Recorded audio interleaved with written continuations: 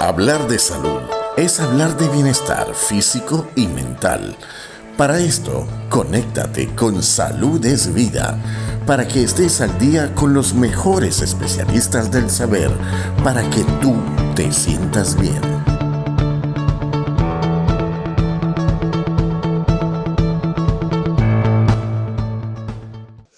Bueno, estamos en presencia con la doctora Ivy Soto de Castillo, quien es neuróloga, especialista en neurología, doctora en ciencias médicas, máster en neuroinmunología en la Universidad Autónoma de Barcelona, España, miembro de los grupos LabTrims y VecTrims, miembro del Gori Jackson Charitable Foundation. Vamos a hablar sobre esta fundación que es muy importante, Ivy, e interesante, sobre todo por el tema que vamos a hablar en el día de hoy. Es una enfermedad que es poco común, pero es muy importante saber o conocerla, porque puede aparecer en cualquier edad. De esto lo vamos a hablar, esto no lo voy a decir yo, lo vas a decir tú, como es la neuromielitis óptica. Y bienvenida al grupo que se ha unido a este canal. Me imagino y estoy totalmente segura de que tú te unes al objetivo principal, como es la salud preventiva. Y la salud preventiva única y exclusivamente es a través de la formación, es que se logra la educación de las personas que están en todo el derecho de conocer, y por supuesto ustedes como médicos están en ese deber, y yo sé que lo haces de corazón, de transmitir esos conocimientos de la mejor manera o más entendible para que las personas estemos atentas a cualquier sintomatología, y en este caso vamos a hablar sobre la neuromielitis óptica. Adelante, Ivy, dinos qué pasa fisiológicamente en el sistema nervioso cuando se detecta o se diagnostica este trastorno o esta enfermedad. Ok, bueno, primero darte las gracias por esta invitación, muy contenta de verdad poder hablar con todos ustedes, todo tu público que es selecto y muy abundante, muchas gracias. Primero te voy a decir por qué es importante hablar de neuromielitis. Porque a lo mejor mucha gente no ha oído ese nombre. Y entonces yo creo que es importante hacer esto relevante. Primero porque esta es una enfermedad que en muchos países es considerada una enfermedad rara. Sin embargo, para nosotros en nuestra consulta de neurología, no nos parece tan rara porque lo vemos con bastante relativa frecuencia, o sea, sí lo vemos. Entonces, para nosotros no es tan rara. Además, que este es uno de los principales diagnósticos diferenciales de la esclerosis múltiple. La esclerosis múltiple sí es más prevalente en todo el mundo, pero hay que hacer un diagnóstico diferencial con la neuromielitis porque se parecen mucho. Las dos son unas enfermedades desmielinizantes. ¿Qué es una enfermedad desmielinizante? Eso es una buena pregunta. Resulta que el sistema nervioso está recubierto por como con una telita que se llama mielina. Y esa mielina no solamente tiene la función de proteger el sistema nervioso, sino que también tiene la función de transmitir el impulso nervioso. Y cuando hay una alteración en la mielina, se produce una alteración, un síntoma, que puede ser diverso, depende del sitio donde esté la lesión de la mielina. ¿Y cómo se produce esta lesión de la mielina? Se ha visto que esto tiene que ver con unas cosas que llamamos anticuerpos. ¿Qué pasa? Que nosotros tenemos un sistema inmune. Este sistema inmune, ¿qué hace? Él forma de la médula ósea unas células que son los linfocitos, que son los encargados de que cuando entra al organismo una bacteria o un virus, un organismo extraño, ellos vienen y lo engloban, lo atacan y lo destruyen porque dice, este no vive aquí, como no vive aquí, yo lo voy a destruir porque este no es de mis amigos. Y eso es lo que hace el sistema inmune, que está formado por los linfocitos que son de dos tipos, B y T, y ellos van a ser los principales soldados. Son como unos soldados que van a protegernos. ¿Qué sucede? Que a veces estos soldados que tenemos se equivocan y piensan que una de las células nuestras, y en este caso las células de la mielina, o las células o los componentes que están allí, ellos consideran que son enemigos y lo atacan. Al atacarlo lo destruyen y se forman esas lesiones. Esa es la causa por lo que se producen enfermedades autoinmunes. Ajá. La esclerosis múltiple, Ivy, es degenerativa. Te pregunto, sabemos que hay una diferencia. ¿Esta neuromielitis óptica también es degenerativa? ¿El pronóstico cuál sería? ¿Igual a la esclerosis? ¿Qué diferencia tendría, Ivy? Porque también se nombra como también, la neuromielitis óptica como la falsa esclerosis múltiple. Es por eso, porque creo que el pronóstico no sé si será un poquito más favorable o no. Dinos tú. Mira, son parecidas en esto, son uno de los diagnósticos diferenciales que hay que hacer. La esclerosis múltiple es una enfermedad desmielinizante y que va a tener diferentes síntomas, algunos síntomas que difieren de la neuromielitis óptica. Con la esclerosis múltiple no conocemos la causa. Pensamos que puede ser un virus, esa tiene alteraciones. En la esclerosis múltiple hay una impronta genética, lo cual quiere decir que hay nosotros nacemos con un sello genético, y este sello hace que cuando estamos ante diferentes situaciones, y en este caso ambientales, entonces el cuerpo responda con una enfermedad que es la esclerosis múltiple. Ok. En cambio, en la neuromielitis, ella se comporta diferente. ¿Ves? Se comporta diferente. Adelante. Dime. Ivy, los primeros síntomas, ¿cuáles serían esas alarmas? Porque también... Para entrar en los síntomas, yo creo que es importante decirte esto.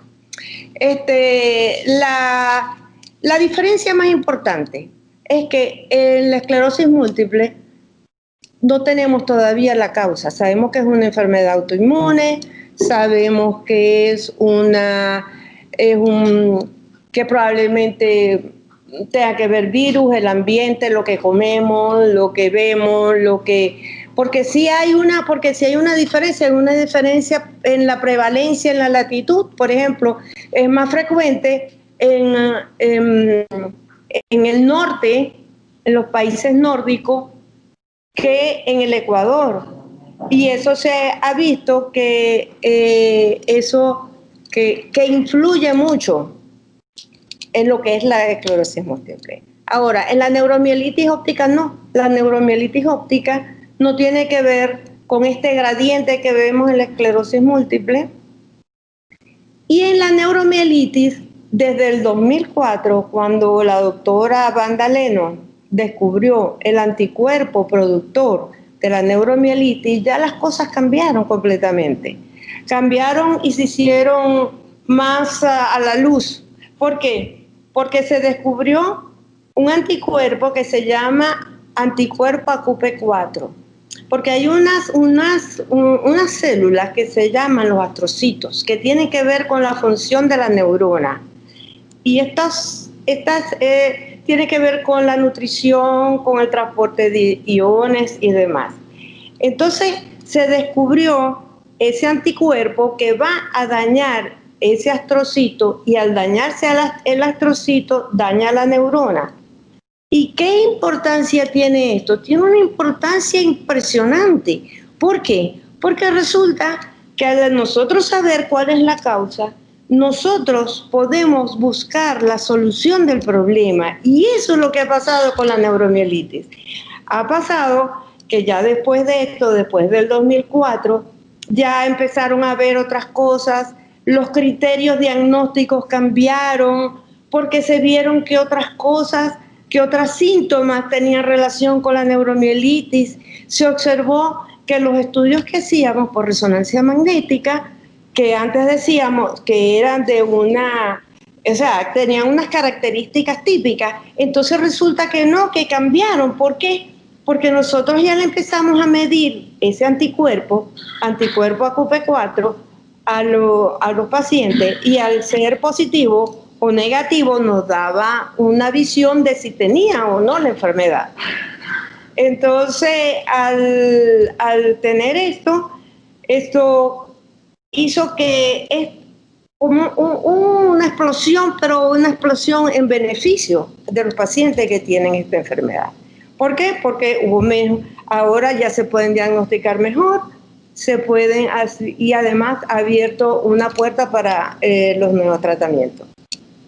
Es interesante, tú sabes, cómo evolucionó esto a través de los siglos. A finales, en el 1890, por ejemplo, el primero que lo descubrió, que se llamaba Abbott, vio que tenía un paciente que tenía ceguera y tenía una dificultad para caminar. Después, entonces, el doctor David, ese lo describió en unos primeros artículos, y por eso se empezó a llamar enfermedad de Vick. Y todo el mundo, hasta cuando yo estudié medicina, yo le decía enfermedades de Vick. Pero ahora, a través del tiempo, entonces, en el 2006, y ya después, por supuesto, del descubrimiento de los anticuerpos, entonces, el doctor Winkelschuk describió los primeros criterios.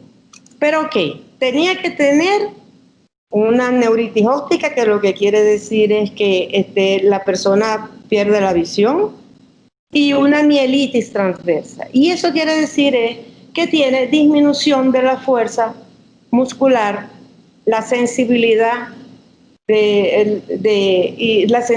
y alteraciones también esfinterianas, que depende del sitio donde sea la mielitis, es que va a ser los síntomas.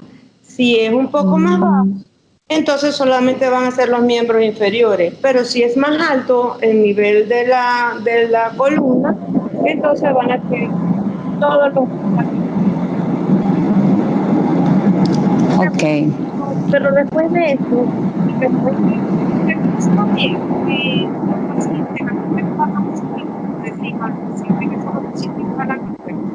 entonces se empezó a ver que los pacientes tenían otras manifestaciones, otra sintomatología, no solamente se limitaba a trastornos visuales y a trastornos en la motilidad, sino que habían otros síntomas. Por ejemplo, hay una paciente, y esta fue muy característica, por ejemplo, la de vómitos, náuseas y vómitos e hipo incoercibles, o sea, que permanezca por mucho tiempo y no haya una causa desde el punto de vista digestivo. Eso puede ser una neuromielitis, pero no un vómito, no, o sea, que le dure unas horas, no. Debe ser persistente por 2 o 3 días y que no haya otra causa. También cerebrales, también entonces forman parte de ese conglomerado de síntomas. Trastornos también o sintomatología del bulbo o del tallo cerebral, como es alteración de la visión, diplopia, es decir, visión doble, alteraciones faciales de la sensibilidad. Entonces, lo que hay que tener es un concepto de que pueden haber otras sintomatologías y no solamente esta. Y por eso fue que se reunió un grupo de científicos interesados en la neuromielitis y formaron en el 2015 un consenso para hacer los nuevos criterios. Y de ahí en adelante ya entonces se llama el espectro de neuromielitis óptica. Se cambió hasta... Increíble. Increíble, qué bueno, ¿no? Qué bueno, y gracias a esto, a ustedes, a los científicos que están de lleno en esa investigación, y como se dice que no hay enfermedad sino enfermos, ¿no? En base a los pacientes y a la sintomatología fueron concluyendo, ¿no? Y así engranando cada vez más los criterios, pero eso es una esperanza, es decir, el pronóstico, la esperanza que se le da a estos pacientes es muchísimo mejor y es más clara a la esclerosis, porque es algo que, por supuesto, el pronóstico es totalmente distinto, y sobre todo saber cómo abordar a este paciente. Ahora, Ivy, ¿a qué edad puede aparecer? ¿Aparece únicamente en ciertas edades, o las personas, cuándo la persona puede estar latente a que pudiera o no aparecer este tipo de sintomatología, diagnóstico, Ivy? Mira, puede aparecer en todas las edades. Es más frecuente, sí, en la cuarta década de la vida, más o menos los 34, los 40 años, pero todas las edades puede aparecer, tanto los niños como los adultos mayores. Nosotros hicimos un estudio epidemiológico muy importante que ya está por publicarse. Sí, que utilizamos 7 hospitales venezolanos, en los cuales eran los más importantes el del Llanito de Caracas, el Hospital Universitario de Caracas, el Hospital Universitario de acá de Maracaibo, intervino también especialidades pediátricas y demás. Reunimos 249 pacientes, y eso fue un logro importante porque pudimos observar que nosotros teníamos una prevalencia de 2.11 por 100.000 habitantes. Realmente esta es una enfermedad que a nivel mundial va de 0,5 a 4 por 100.000 habitantes. Y nosotros tenemos esa prevalencia. Pudimos ver que como en la estadística mundial se parece también, es más importante en mujeres. O sea, es más frecuente verse en mujeres que en hombres. Y bueno, y que todas las edades están incluidas. Es más, también hicimos un trabajo en conjunto con Latinoamérica, en donde estudiamos esta enfermedad en adultos mayores, lo que llama un late onset en neuromielitis, que uno cree que pudiesen estar exentos por ser una enfermedad inmunológica, y eso más que todo en los primeros años de la vida, pero no, también se puede ver en adultos. Ahora, y a la hora de diagnosticarse, que ya se evidencia de que es mucho más fácil el diagnóstico, y claro, sobre todo, sin duda, el tratamiento. ¿Cuál sería el tratamiento de las personas, el tiempo, duración del tratamiento, si el tratamiento es invasivo? ¿Qué tipo de tratamiento el paciente debe ejercer, Ibis? Bueno, antes de hablar de tratamiento, te voy a decir, ¿no?, que lo que marca acá la diferencia es que cuando uno hace un anticuerpo, que es el AQP4, anticuerpo AQP4, y es positivo, eso es un 100% específico, lo cual quiere decir que el que tiene ese anticuerpo positivo, no hay otra razón para dudar, es una neuromielitis. Entonces, eso es tan importante en medicina, porque es que en medicina todavía no lo podemos meter todo en una computadora, porque hay muchos signos que son cambiantes, que puede ser una cosa y puede ser otra, a menos que haya un gold standard, que es como ¿no?, que es un anticuerpo, que es un 100% de especificidad.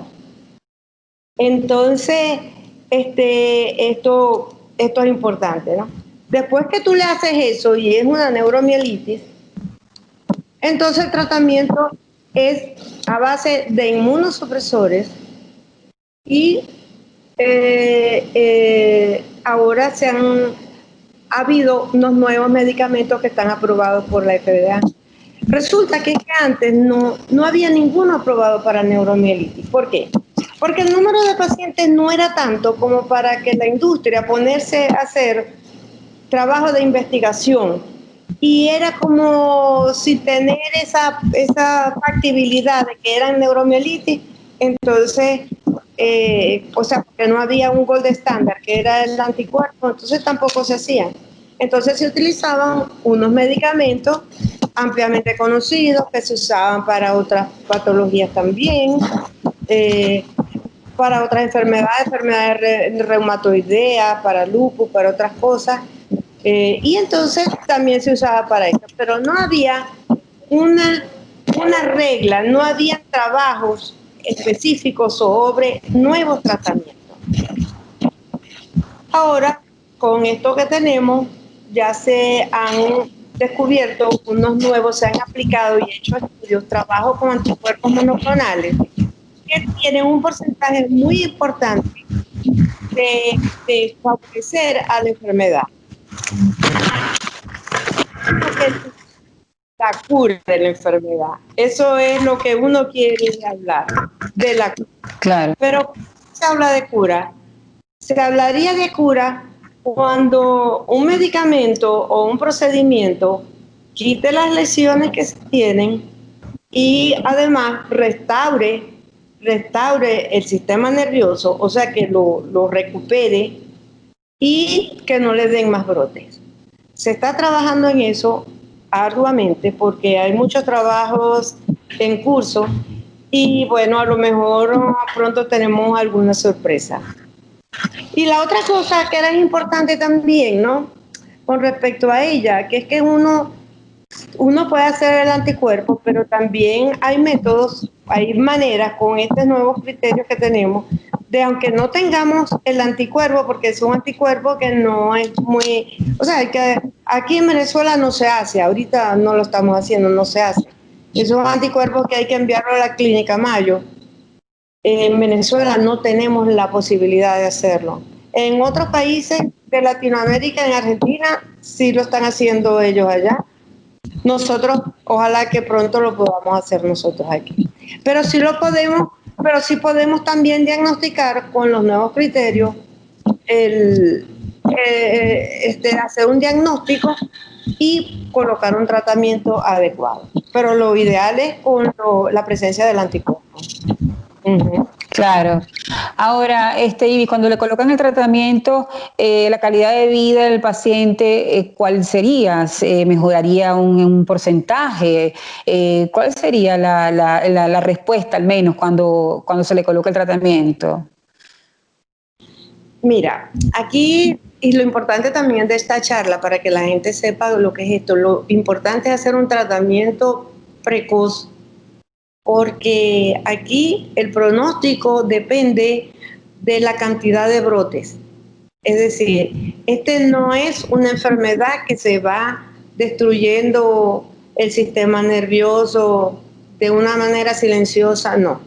Él aparece un brote o una recaída y allí sí puede dejar un síntoma. Entonces la idea es, si un paciente que tiene una neuromielitis óptica tiene un brote, tratarlo adecuadamente y al tratarlo y tratar de evitar que no le den esos brotes, porque mientras más brotes tiene más problemas. Ahora, si nosotros conseguimos que no le den más brotes, entonces el paciente va a tener una vida normal y esa es la idea. Ahora, como factores de riesgo, Ivy, en aquella persona que haya tenido ese tipo de trastorno, enfermedad, si es una persona que no se ha casado, por ejemplo, quiere hacer su vida, te pregunto, ¿esa enfermedad pudiera ser hereditaria o tener la tendencia a estar propensa a generar este tipo de enfermedad, o es algo fortuito? O sea, eso es independiente, eso no puede aparecer o no puede aparecer. No, eso no es hereditario. Eso no es hereditario, eso se ha visto que si tiene una relación con un tipo de lo que se llama, es como un marcador que con algunos es un HLA, pero realmente ni siquiera eso está como bien determinado, no, hereditaria no es.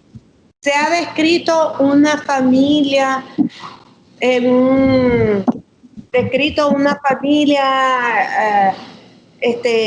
con varios miembros con neuromielitis, pero eso es una en 1.000.000, o sea, eso no es excepcional. Sí, eso no es hereditario. Y además, eso es algo esporádico. Lo que no se sabe realmente la causa en sí. Se sabe que lo produce el anticuerpo. Pero ¿por qué el sistema inmunológico empieza a ver como anormal esta molécula, ese canal de agua, que es el canal de agua de AQP4? Eso es lo que todavía no se sabe. Cuando nosotros podamos controlar el sistema inmune para que no vea como anormal las células del organismo, entonces eso vamos a dar un salto grandísimo, no solamente a esta enfermedad, sino a muchas otras, ¿no? Y ahí se está haciendo también muchas cosas. Ivy, esta pregunta es un poco fuerte, pero hay que decirlo porque hay que tocar realidades. Yo pienso que al tocar realidad tocamos conciencia, y al tocar conciencia, por supuesto, ejercemos la salud preventiva. Según las casuísticas que ustedes han tenido, que tú has tenido, tus investigaciones, tu grupo, a los grupos donde tú perteneces, la neuromielitis, el tiempo de vida de esos pacientes, ¿cuál ha sido? ¿Ha sido un tiempo normal, natural? ¿Se le ha recortado el tiempo porque, bueno, unos llegaron tarde o llegaron temprano? O sea, vamos a ponerlo en términos generales. En términos generales, el hecho de que, bueno, la persona tuvo 1 o 2 síntomas, bueno, fue al segundo síntoma. Vamos a ponerlo en el caso positivo, no el inconsciente, sino el consciente. ¿Cuál es el tiempo de vida de esa persona? ¿Cuál es esa según las casuísticas que ustedes han tenido? Mira, no se habla realmente de un término de vida, ¿no? Lo importante acá, primero, si aparece de niño, ¿cuánto va a ser lo que él va a durar en la vida? Todo depende de cómo va a ser el control de la enfermedad. Porque si uno deja que le den brotes y entonces cada brote recaída va a dejar una secuela, esa persona va a estar discapacitada y puede tener problemas serios. Pero si somos capaces de poder controlar esa recaída y somos capaces de controlar si le da que salga adecuadamente del brote, entonces nosotros podemos darle una mejor calidad de vida y mejor también cantidad de vida. Todo depende de cómo lo tratemos. Y esta cosa es lo más importante, ¿no? Que como que no descuidarse en eso de tomar los medicamentos y de mantener su tratamiento constante. Y estar pendiente si le da un brote o no le da un brote, pues entonces tratarlo adecuadamente. ¿Cómo lo tratamos? Bueno, lo tratamos con esteroides en alta dosis. Y si no, también tenemos a mano la plasmaféresis. ¿Qué es la plasmaféresis? La plasmaféresis es como un recambio de sangre en el cual sacamos la sangre y el plasma que tiene los anticuerpos que están haciendo el daño. Entonces eso se desecha, y se introduce al plasma. ¿Para qué? Para que entonces el nivel de anticuerpos, que es el que está produciendo el brote, disminuya. No solamente el anticuerpo, sino que es que lo que pasa en la fisiopatología de esta enfermedad es que vienen los anticuerpos, o sea, y atacan a este astrocito, al pie del astrocito. Pero entonces que al atacarlo se desprende una cantidad de sustancias inflamatorias, citoquinas, interleuquina 6, interleuquina 10, factor humoral, que todos esos son sustancias inflamatorias y van a activar lo que se llama la cascada de complementos. Y eso forma todo como una sopa inflamatoria, que es lo que va a dañar también. Entonces nosotros con los esteroides, con la recaída aguda, entonces va a sacar todas esas sustancias y produce la mejoría y el paciente puede vivir mejor. Quiere decir que un paciente diagnosticado con neuromielitis óptica es un paciente bastante peligroso en estos momentos del COVID. Todos estos pacientes deben resguardarse muy bien. Bueno, yo creo que sí, los pacientes con estas enfermedades desmielinizantes, lo de neuromielitis, lo de esclerosis múltiple, se están cuidando muy bien. Me parece eso excelente.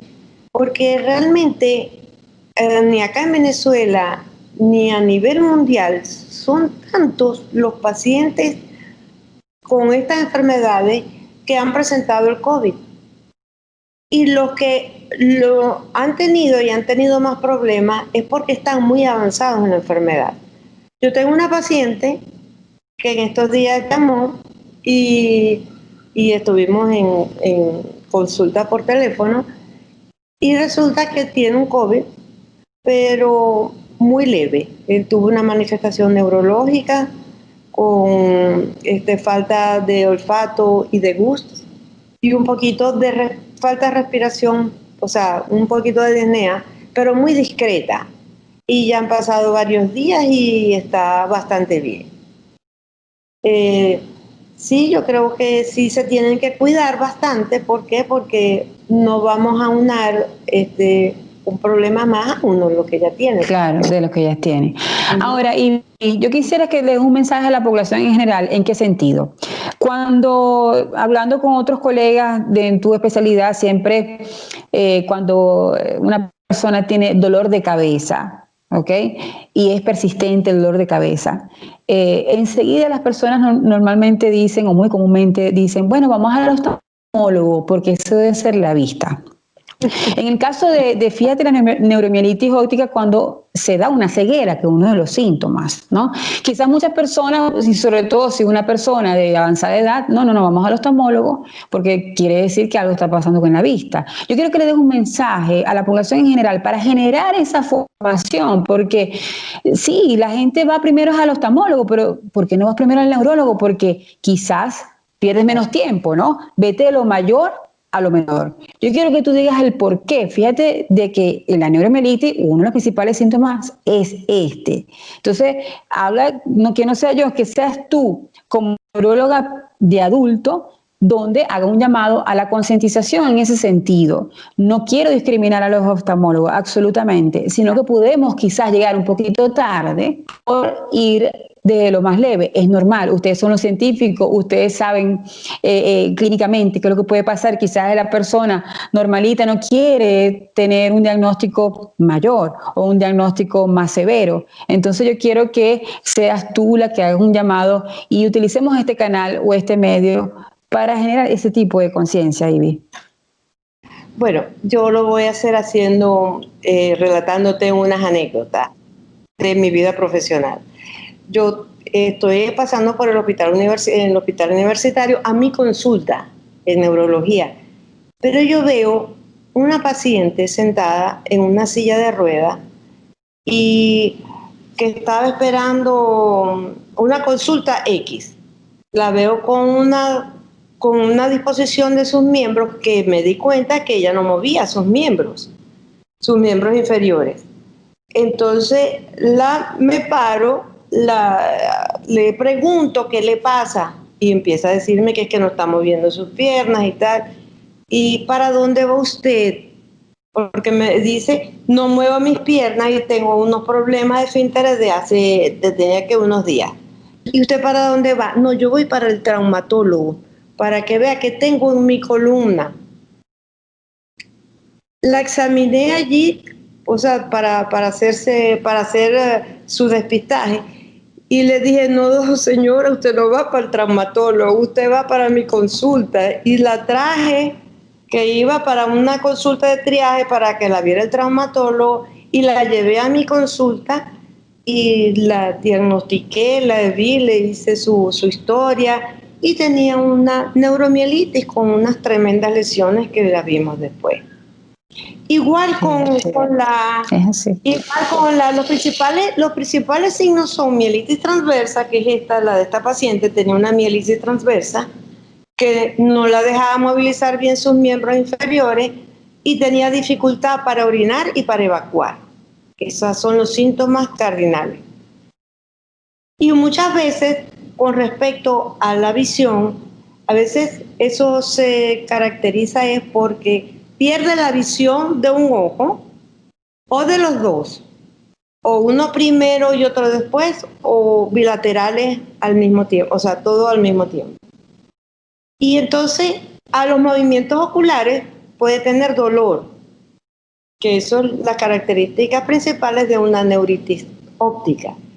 Entonces eso se hace el diagnóstico con esa clínica, el fondo de ojo, y se le tiene que hacer una resonancia magnética para evaluar qué pasa allí, si es que eso es solamente allí o tiene otras alteraciones cerebrales que se puedan correlacionar con estos síndromes, con esta sintomatología que es más generalizada.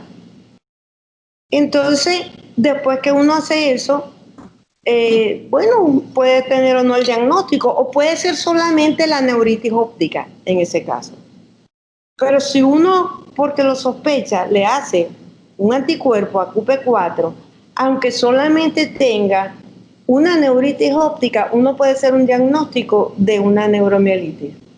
Y sí, es importante ir al neurólogo porque la falta de visión las vemos las dos especialidades, los oftalmólogos y los neurólogos. Pero los oftalmólogos se encargan más de la parte que tiene que ver con el globo ocular y todo su anexo y todo lo que es sus conexiones. Y nosotros en lo que tiene que ver con la parte cerebral. Y esos son partes de los sentidos. Claro. A mí me envían los oftalmólogos cuando piensan que tienen una neuromielitis, pues me la envían. Y yo estoy pendiente de ellos para que me los envíen, porque para hacer el diagnóstico y poder tratar de darle los tratamientos que ya nosotros tenemos ya esquematizados. Es que ustedes son el director de orquesta, el cerebro es el director de orquesta, y ustedes son los que llevan la batuta plena. Ahora, y en cuanto a esta sintomatología de la ceguera, ¿no?, que es bastante desagradable y lamentable, a la hora de colocar el tratamiento, ¿esa ceguera va a ir disminuyendo o es irreversible? ¿O cuál es el pronóstico de, al menos si le da la ceguera, pues la vista no la recupera? No. Tiene el brote de una ceguera o de una pérdida de visión de uno de los... Se le coloca un tratamiento de ataque. ¿Para qué? Porque ese es un tratamiento antiinflamatorio y la idea es que ese no siga funcionando todas esas citoquinas y todos esos anticuerpos que están dañando esa mielina. Entonces, en muchas ocasiones puede dejar un déficit, que no es que tiene que ser completo, pero sí puede dejar una secuela. O sea, puede, si el paciente le da una y otra vez, sí puede tener secuelas. Y entonces esa suma de esas secuelas es lo que va a producir que pueda tener una total ausencia de visión. Sí se puede, sí se ve, puede suceder. Ok, entonces en el momento, vamos a decirlo así, en el momento cuando se le diagnostica, se le coloca el tratamiento, el paciente puede mejorar su visión, pero puede recaer, dices tú. Y esa recaída puede ya lacerarlo por siempre. Sí, es correcto. Por eso es que uno da un tratamiento en la parte aguda, en la fase aguda, y tiene que instaurar un tratamiento para prevenir la recaída. Y ese tratamiento tiene que ser permanente. Ese sí es un tratamiento que se debe hacer hasta ahora por toda la vida. ¿Por qué? Porque ya sabemos que el sistema inmunológico está alterado. Y hasta que no tengamos armas suficientes para mejorar ese sistema inmunológico, entonces tenemos que darle tratamiento para coartar, para disminuir el sistema inmunológico, para que no siga actuando de una manera anómala contra la mielina de uno, porque entonces si no lo va dañando y la va dañando. Exactamente, la que estás tocando. Ahora, Ivy, como miembro del Comité Internacional, el Gori Jackson, ¿es un comité o es una fundación que, si se quiere, es una fundación exclusiva porque son pocos los especialistas que están allí y eres un miembro de esta fundación y para nosotros es un honor tenerte, primero porque eres venezolana, segundo eres maracucha y bueno, es un cerebro más que estamos allí, por supuesto nos da a nosotros, sobre todo a los venezolanos, pero aquí por supuesto a nivel mundial, esa garantía de que lo que tú dices algo por algo viene y en base a muchas investigaciones. Pero háblanos de esta fundación. ¿Cuáles son los avances que ha tenido esta fundación y sobre todo el origen de esta fundación, Ibis, y lo que abarca, ¿no? Bueno, esta es una fundación maravillosa, de verdad que sí. Es maravillosa porque va en pos y en pro de todos los pacientes. Ellos tienen en su récord todos los pacientes de la mayoría de los Estados Unidos y también mundiales, todos los que se pueden inscribir allí, tienen su misión es de impartir conocimiento tanto a los pacientes como a los médicos. Y eso se inició porque Victoria Jackson, que es una señora de Estados Unidos, que es una persona que es bien importante allá en la sociedad de Los Ángeles, California, ella se encontró con que su hija tenía esa enfermedad. Cuando ella se vio que tenía esa enfermedad y decía, ¿y qué hago? Con su médico. Hablando con su médico que era un inmunólogo. Entonces dijo, ¿qué hago? Pero se dio cuenta de que había pocos trabajos de investigación o no habían tantos como ella quería ver. Entonces lo que hizo fue fundar esta asociación sin fines de lucro para agrupar a los pacientes y agrupar a los especialistas a nivel mundial que quisieran aportar con sus trabajos la mejoría en el conocimiento de la neuromielitis óptica. ¿Cuál es la meta? Conseguir la cura. Y eso es el lema de todos los años, que más o menos en esta época se hace esa reunión. Y va a ser ahora en noviembre, pero en esta vez va a ser online. Y entonces, ¿qué conseguir la cura? ¿Con qué? Con trabajo ellos dicen, mira, cualquier trabajo que apoye a la neuromielitis, que tenga que ver con neuromielitis, es importante.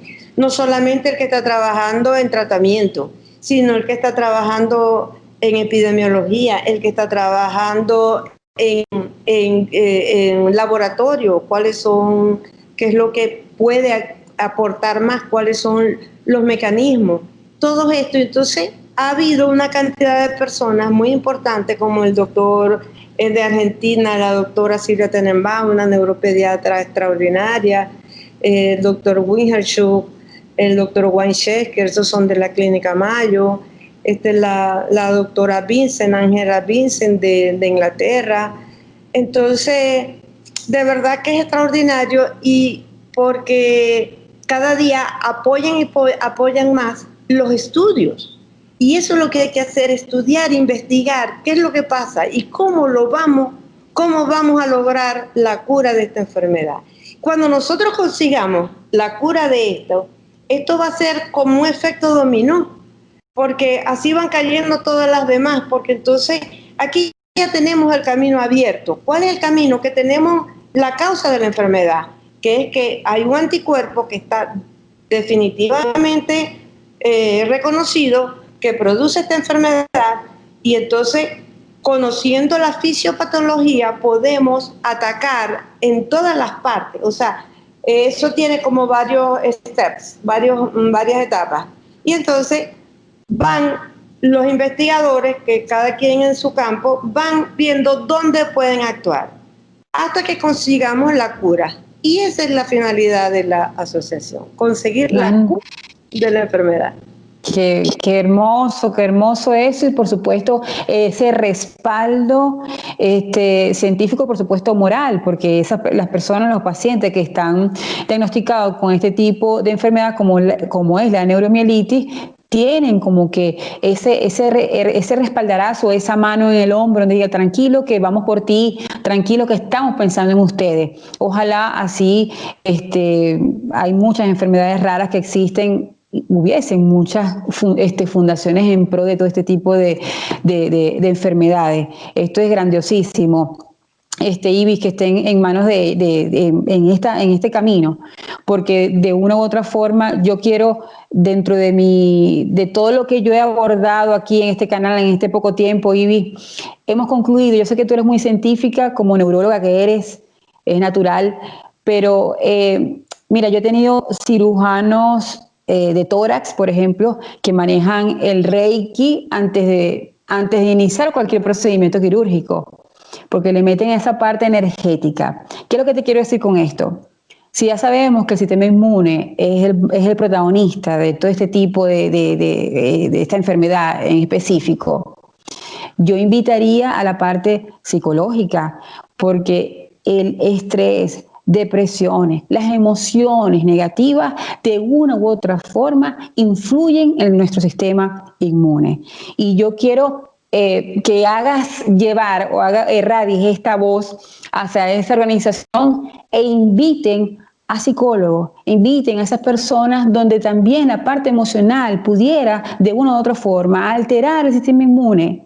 El sistema inmune, definitivamente, esos pensamientos, Ivy, caen y recaen, recontracaen. He hablado con un traumatólogo donde los procedimientos quirúrgicos, que es el último que se utiliza a nivel de columna, por ejemplo, hay un 30% en donde la operación no se lleva a cabo con feliz resultado. De ese 30%, el 20% es la depresión. El 20% ellos han manejado de que la persona no se quiere curar, es la disposición que tenga entonces el paciente. Entonces, quiere decir que no es tan mentira el hecho de que ese pensamiento influye en todo tipo de enfermedades.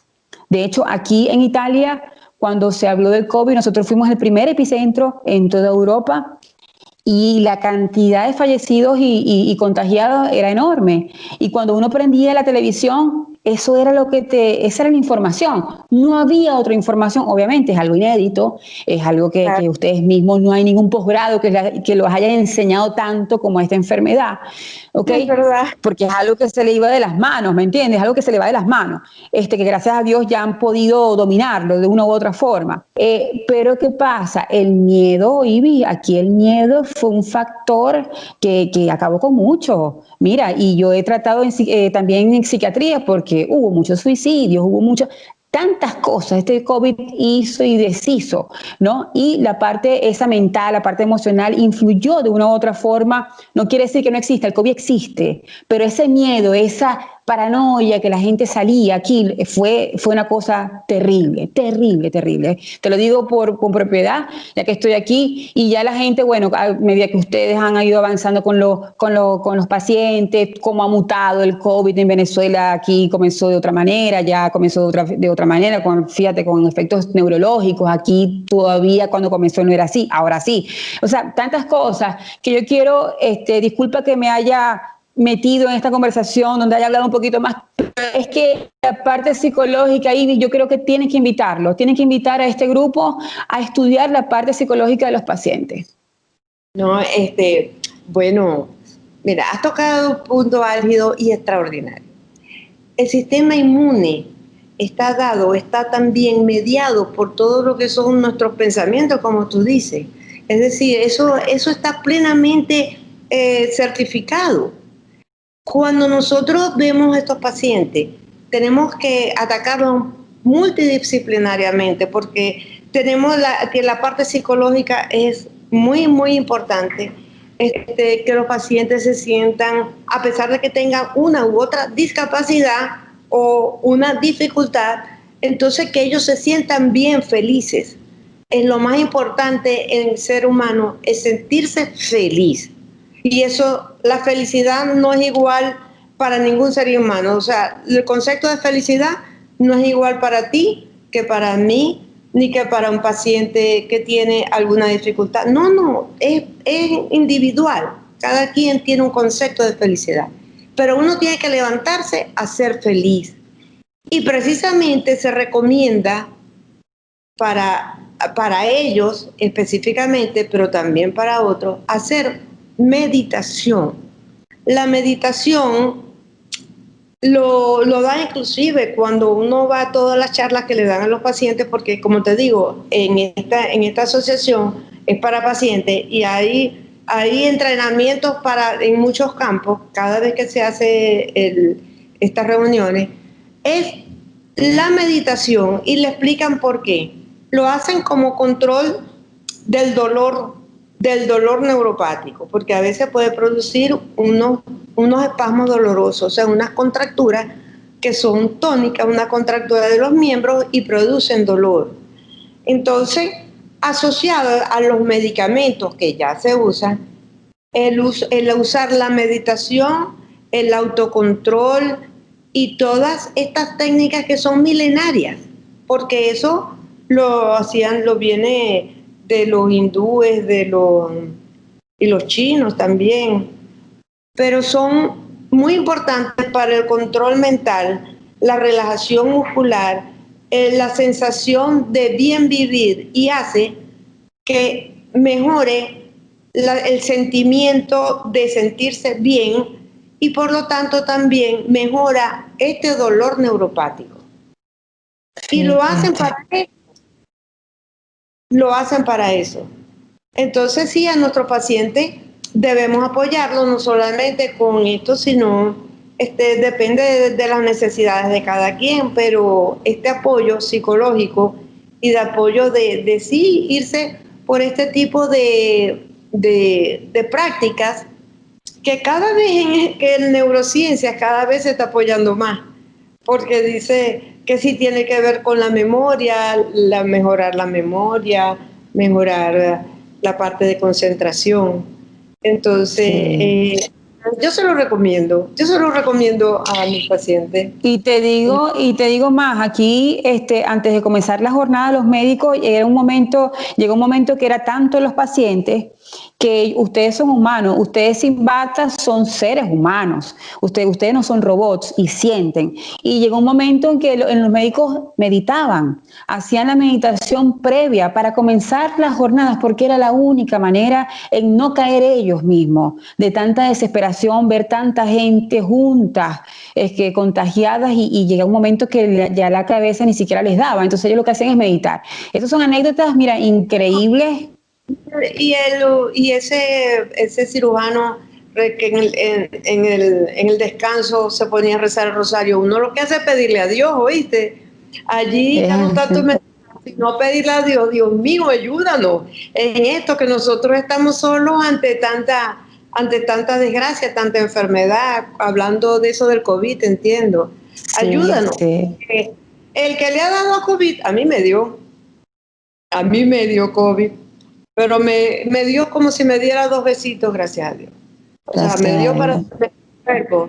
Pero todos los días pensaba y le pedía a Dios que me diera fuerzas y que no me fuera a dejar que al día siguiente estuviera peor, porque eso es ese problema de esta enfermedad, que como su fisiopatología es tan